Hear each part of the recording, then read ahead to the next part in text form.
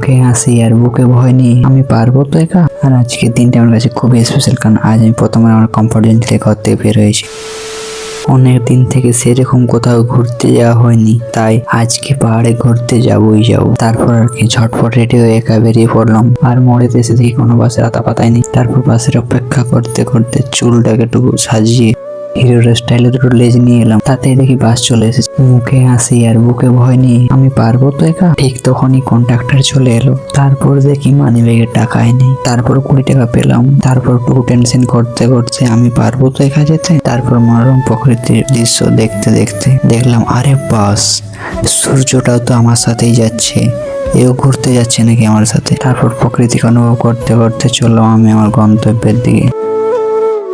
তারপর দেখি একটা কিউট ছেলে, সেও প্রকৃতিকে অনুভব করছে। কতই সুন্দর না ছিল এই শৈশবটা। ঠিক তখনই দেখি বাস দাঁড়িয়ে পড়লো, কারণ ট্রেন যাচ্ছে। তারপর বাস থেকে নেমে দেখি সময় 5:28 আর আমার ট্রেন 6:24। ঠিক সে সময় মনে হলো পাহাড়ে তো যাচ্ছি, বাট ওইখানে গিয়ে যদি মোবাইলের চার্জ শেষ হয়ে যায়, ভিডিও করবো কি করে।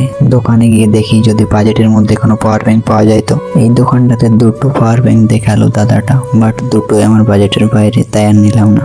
আর আজকে তো দীপাবলি, তাই গোটা বাজারটা সেজে উঠেছে নতুন রঙে। তো চললাম আবার অন্য দোকানে, আমার বাজেটের মধ্যে যদি পাওয়া যায় তো দেখবো। এই দোকানটাতে একটা পেলাম, বাট এটা ফাস্ট চার্জিং সাপোর্ট করছে না। সো ফাইনালি পেয়ে গেলাম আমার বাজেটের মধ্যে আমার পাওয়ার ব্যাংক। সো এটা হচ্ছে এমআই এর 10,000 mAh অ্যান্ড ফাস্ট চার্জিং, যেটা আমি চেয়েছিলাম, যেন মোবাইলটা দ্রুত চার্জ হয়। পাওয়ার ব্যাংক নেওয়া কমপ্লিট। এবার আমাকে যেতে হবে কোনো এটিএম এর দিয়ে, কারণ আমার কাছে যত কেস ছিল সব শেষ হয়ে গেল, আর আমার কাছে 1 টাকাও কেস নেই। আর সেই তখনই নজর যায় ঘড়ির দিকে, সময় বাজে 6:22 আর আমার ট্রেন ছিল 6:24। সো ট্রেনটা এবার মিস হয়ে গেল।